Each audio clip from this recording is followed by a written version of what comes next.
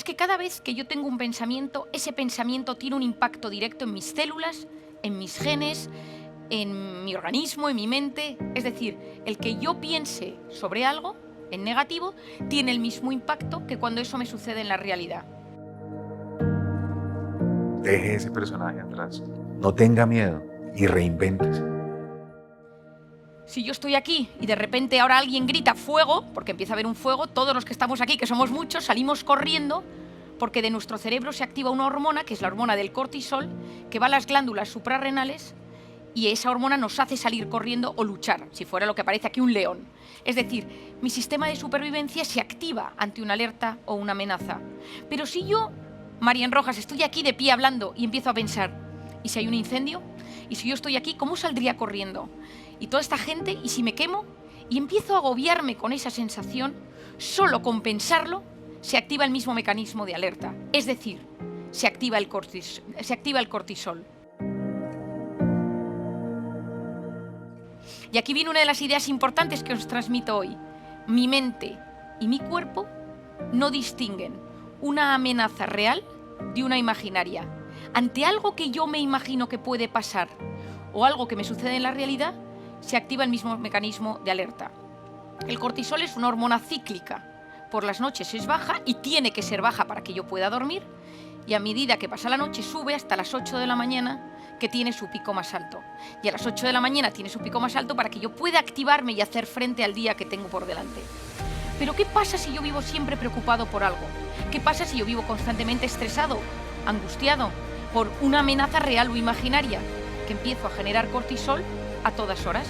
Empiezo a generar cortisol y entro en ese estado de alerta, en ese estado de amenaza constante que tanto me perjudica. Y a la larga yo lo llamo la intoxicación de cortisol. Es decir, en vez de que las sustancias que circulan por mi sangre sean las sustancias buenas, serotonina, oxitocina, es decir, las moléculas buenas, las que me ayudan a sentirme mejor, lo que yo voy a empezar a tener en mi sangre es ese cortisol que a la larga me enferma, que me inflama, que me enferma, que me genera irritabilidad, que me genera depresión, que me genera todos esos estados de intranquilidad que conocemos.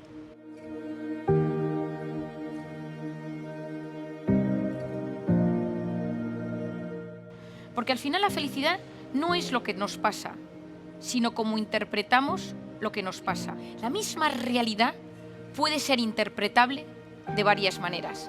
Según cómo interpretamos la vida, eso determina la calidad de nuestra vida. ¿Y de qué depende cómo interpretamos cada uno nuestra realidad? ¿De qué depende esa interpretación? Yo diría que depende de 3 factores. El primero, depende de lo que denominamos el sistema de creencias. Todos nosotros tenemos ideas prefijadas en nuestra mente sobre cómo deben de ser las cosas, cuánto dinero quiero ganar, cómo deben de ser las relaciones con mis amigos, cómo debe ser todo lo que me rodea, cómo debe ser la política, la religión, los temas éticos. Es decir, en general, somos poco indiferentes a lo que sucede a nuestro alrededor. Y aunque nos consideremos las personas más tolerantes, siempre hay una activación en nuestra mente a algo positivo o negativo según lo que nos rodea. Muchas veces interpretamos la realidad de forma como si fuera una amenaza por nuestro sistema de creencias limitante o porque nuestro sistema de creencias nos impide tener las miras un poco más abiertas para poder interpretar las cosas de mejor manera. Primero, el sistema de creencias. Lo segundo, el estado de ánimo. Si yo estoy triste, todo me parece mucho peor. ¿Y de qué depende mi estado de ánimo? Depende de cómo duermo. Ojo, importantísimo. Por las noches, mis neuronas, todo mi sistema nervioso se recupera para que mi cerebro funcione mejor al día siguiente. Depende de si consumo drogas, por supuesto, depende de las circunstancias. No es lo mismo vivir en plena pandemia que vivir en un momento de la historia donde pues, la situación era mucho más relajada. Depende de la bioquímica y de las enfermedades que tengamos. Hoy en día sabemos que hay muchas enfermedades físicas que tienen un componente psicológico, desde problemas de tiroides, el colon irritable, enfermedades más graves, algunas enfermedades neurodegenerativas, el cáncer. ¿Qué más influye en el estado de ánimo? Influye la actitud. ¿Qué es la actitud? La actitud es la voz interior. Todos nosotros tenemos una voz interior que va comentando nuestra vida. Has engordado, tu marido no te hace caso, tu jefe pasa de ti, a todo el mundo le va mejor que a ti, eres un desgraciado, qué culpable eres por esto que hiciste hace un tiempo. esa voz interior tiene un impacto directo en nuestra vida, en nuestras células, en nuestros genes. El que domina su voz interior es capaz de ser maestro de su vida. Que nuestra voz interior sirva para apoyarnos y no para hundirnos. Cuidado con el autoboicot que nos lleva a fracasar antes de haber empezado algo. Por lo tanto, la felicidad depende de cómo interpreto la realidad, y esa interpretación tiene que ver con mi sistema de creencias, con mi estado de ánimo y con una zona del cerebro que tiene un nombre terrible, pero una función mágica, que se denomina el sistema reticular activador ascendente. No quiero que nadie recuerde el nombre, pero quiero que sepáis que existe. Se encuentra aquí detrás, en el tallo encefálico, y es el rastreador, el filtrador del cerebro. Todos nosotros recibimos constantemente varios millones de bits de información, pero nuestro cerebro solo capta, solo se queda, solo le interesa aquello que nos importa. Y el ejemplo que todos entendemos: mujer embarazada que va por la calle y empieza a ver carritos de bebé y dice, anda, qué curioso, un boom de natalidad en mi barrio. No es que haya un boom de natalidad en tu barrio, es que ahora este tema te interesa y entonces lo empiezas a ver.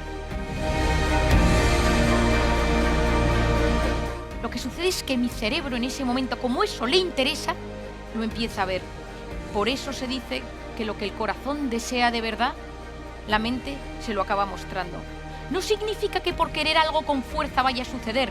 Significa que si quiero algo con fuerza, mi cerebro va a hacer todo lo posible por encontrar cosas en el entorno que tengan que ver con eso para cumplir mis sueños. Si yo tengo mi sistema reticular en negativo o apagado, da igual lo que me pase porque no lo voy a ver. Al 90% de la gente que no le pasan cosas buenas es porque no sabe lo que quiere que le pase y su cerebro no se lo muestra. Es decir, si tú quieres que algo bueno te suceda, estudia, prepárate. Hay una frase de Séneca que me encanta que dice: la suerte es donde confluyen la preparación y la oportunidad. Hay que prepararse, hay que saber, hay que estudiar, porque el que se prepara, el que estudia, el que visualiza lo que quiere, es capaz de percibir mucho mejor las oportunidades. Deje ese personaje atrás.